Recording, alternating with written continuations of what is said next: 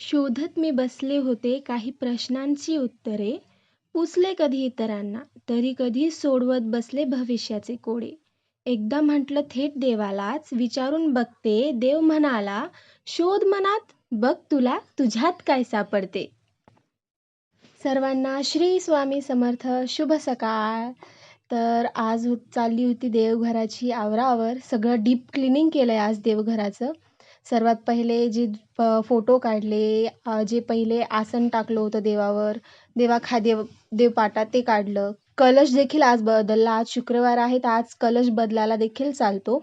देवघर काढून deep cleaning करतीये बघा. स्वच्छ. माझ्या ह्या ज्या पायऱ्या आहेत ना, ह्या डिटॅचेबल आहे, म्हणजे त्या निघतात देखील. आणि नारळ जेव्हा केव्हा आपण पूजा करू तेव्हा असं भिजून ठेवायचा, जेणेकरून तो छान मुरतो आणि त्याच्यात पाणी राहतं आणि जेणेकरून लवकर कोंब फुटतो. ही देवघराची फरशी ही क्लीन झाली आहे, चकचकीत. आता देवघर परत साफ वगैरे करून जागच्या जागी लावून देऊयात. किती स्वच्छ वाटतंय, सुंदर. आता हा लाईट बघा किती छान दिसतोय. हे बघा, देवघरात आम्ही 2 कपडे टाकतो. एक मेन वस्त्र हे डीप क्लिनिंग करण्याच्या वेळेसच बदलायचं आणि दुसरं वस्त्र जे त्याच्या वरतून टाकायचं ते डे टू डे किंवा जसं वाटेल तसं बदलायचं. हे बघा, हे मानकेश्वर बाबा आहेत, म्हणजेच महादेवाची पिंड. किती सुंदर आणि सुरेख फोटो आहे ना हा. ह्याच्याकडे बघितल्यावर मग एकदम प्रसन्न होतं. देव धुण्यासाठी मी हळद, बेसन पीठ आणि गुलाबजल एकत्र करते आणि हे देवाला लावून ठेवते, जेणेकरून देव खूप स्वच्छ निघतात. आता हे बघा, कळशामध्ये मी एक कॉईन आणि सुपारी टाकली आहे. हे बघा, हे जे वस्त्र आहे ना, हे मी वरचं बदलत राहते, पण जे खालचं मेन वस्त्र आहे ते बदलत नाही. आता हे बघा, दिवा प्रज्वलित करते. प्रत्येक पूजा ही दिवा प्रज्वलित करूनच होते. तर दिवा प्रज्वलित झाल्यावर किती छान वाटतं ना, दिव्याकडे बघितल्यावर शांत. आपल्या आयुष्यातील अंधकार विचारांचाही आणि आजूबाजूच्या लोकांचाही नाहीसा होतो. हे बघा, आता कळशामध्ये हळद, कुंकू आणि हे बघा, पहिले पाणी टाकायचं, मग नंतर हळद कुंकू टाकायचं. जेवढं आपण पाणी जास्त टाकू तेवढं नारळाला लवकर कोंब येतो. ही फुलं आणि आंब्याची पानं आमच्या अंगणातली आहेत, एवढे सुंदर दिसतात सकाळी सकाळी. आता कळशामध्ये हळदी कुंकू टाकते मी. हळदी कुंकू, नाणं आणि सुपारी तर आपण पहिलेच टाकली आहे. त्याच्यानंतर 5 आंब्याची पानं.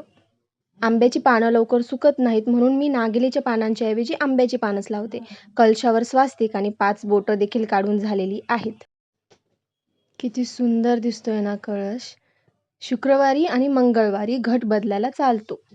हे बघा, आता आपली दिवाही प्रज्वलित झाला आहे, कळशाची स्थापनाही झाली आहे. सर्वात पहिले गणपतीची स्थापना करावी, वक्रतुंड स्तोत्र म्हणून.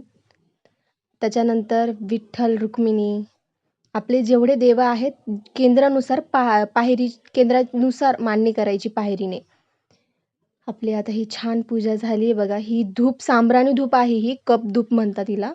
इतकी सुंदर सुवास येतो या धुपेचा, म्हणजे बघण्यापेक्षा जे वास मी अनुभवते तो मी सांगू शकत नाही. देवघराची पूजा झाली, देवघर झालं, पण रांगोळीशिवाय सर्व अधुरं. रांगोळी देखील काढली आहे. पावलं, स्वास्तिक, गोपावलं, अशी सुंदर आपली पूजा झालेली आहे. तर बघा, तर हे बघा, अशी झाली आपली साग्र संगीत आजची शुक्रवारची देवपूजा.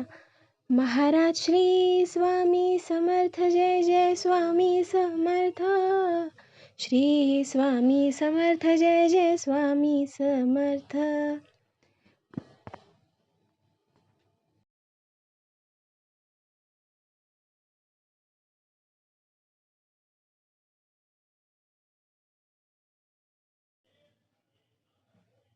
हे बघा, हे हिना अत्तर आहे, हे स्वामींना अतिशय प्रिय आहे, तर ते अत्तर मी स्वामींना लावते.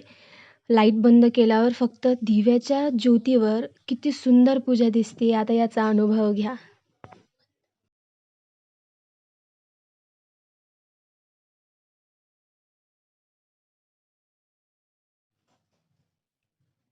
हे बघा, पूजा किती छान वाटतेय ना, अगदी सुरेख.